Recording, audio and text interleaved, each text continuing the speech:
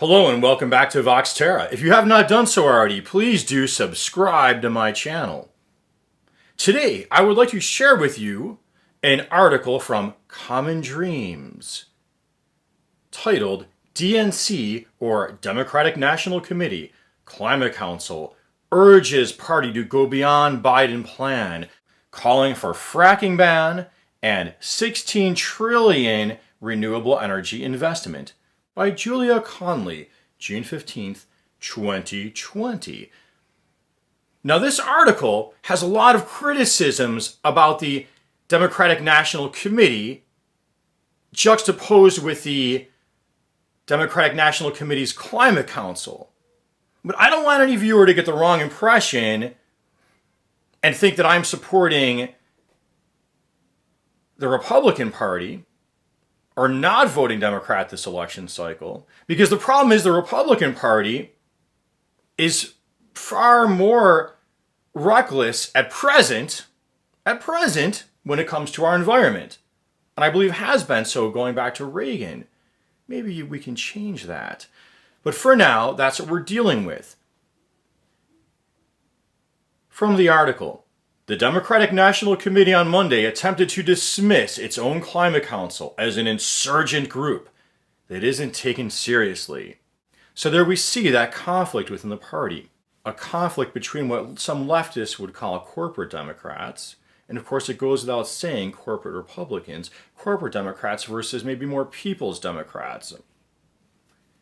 The Democratic National Committee, back to the article, the Democratic National Committee Environment and Climate Council released its 2020 platform recommendations for the party on June 4th, calling on the party to commit the spending necessary to address the climate emergency. And I agree, it's a climate emergency.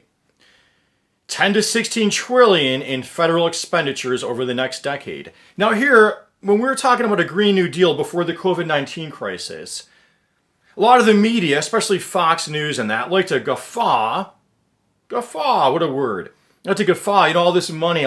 Look, what this crisis is showing us, it's exposing right now, this economy is already totally subsidized.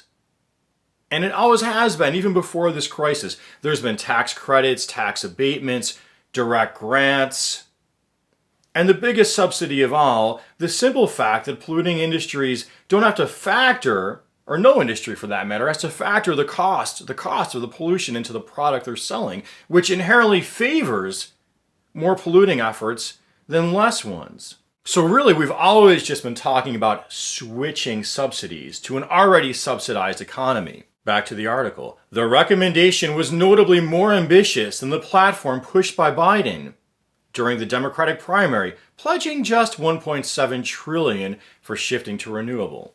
The council's proposal reportedly frustrated DNC leaders, one of whom firmly told Reuters Monday Joe Biden will be writing the platform for our national convention. Not so fast. Michelle Dietrich, chair of the council, and a former presidential campaign surrogate for Senator Bernie Sanders, told Reuters that the panel has been in touch with Biden's campaign and the joint task force was formed by Biden and Sanders. Now, Common Dreams calls the progressives on the climate task force, and by progressives, I'm sure in this case they mean people who are more concerned about the environment, more want to transition towards a cleaner, less toxic, less polluting economy. And they're using the label progressive. And I don't know that you have to consider yourself progressive. In fact, you don't have to consider yourself progressive to care about the environment. I want to make the environment a universal issue. What the article calls the progressives on the task force, including Representative Alexandria Ocasio-Cortez and Sunrise Movement co-founder Varshini Prakash. Now, AOC, I don't really understand exactly why she's controversial. I've seen some really awful memes about her on Facebook, usually fairly superficial criticisms. To me, if she's championing protecting our environment, then she's for the people. You can disagree on other issues, but if she's championing protecting our environment, she's for the people because the environment is our health, our very health. So the progressives on the panel and similar task forces focusing on healthcare and other key issues are, according to the article, helping Biden to update his platform for the general election. The DNC's Climate Council specific recommendations include banning fracking and oil and gas exports, directing massive investments to renewable energy infrastructure, creating millions of jobs and incentives, and ending all incentives and subsidies to the fossil fuel industry, and establishing a just transition task force to develop a program supporting communities and workers impacted by the climate crisis. Now, in case you don't know what just transition is, that's a way for people who will lose their jobs because they're involved in heavily polluting industries transition to another job. So when people like to argue it's jobs versus the environment, it isn't. It's what types of jobs people will be doing. And I showed you, I did an earlier video about green stimulus, which cited an Oxford study showing that greener economics produces more jobs and therefore more wealth for the general population than does supporting what the article called high carbon infrastructure or fossil fuel intensive infrastructure. The Council's policy recommendations have been endorsed by a number of leading national groups, including 350 Action, Friends of the Earth Action, and Young Democrats of America Hispanic Caucus. Quoting from Friends of the Earth, "We strongly urge Joe Biden and the DNC to adopt this progressive," and again they're using the word progressive, "platform for a just transition away from fossil fuels and industrial agriculture."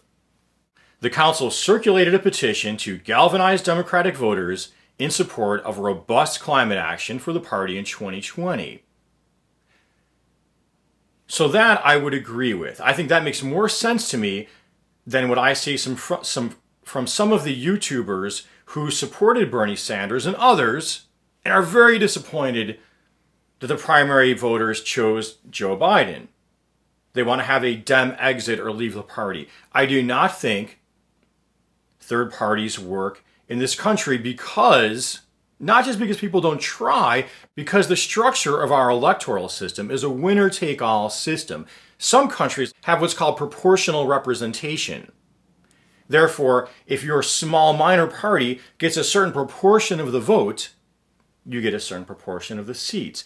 So I'm very excited that for the first time in my lifetime, I've seen some candidates and some platforms and some environmental agendas that are much stronger within the Democratic Party than I've seen in a long time. I want to support those people. And if we can find corollaries in the Republican Party, then they deserve to be supported as well.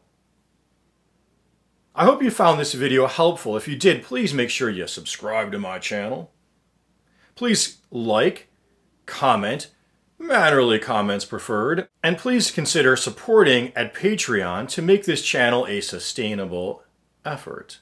And until next time, peace be with you.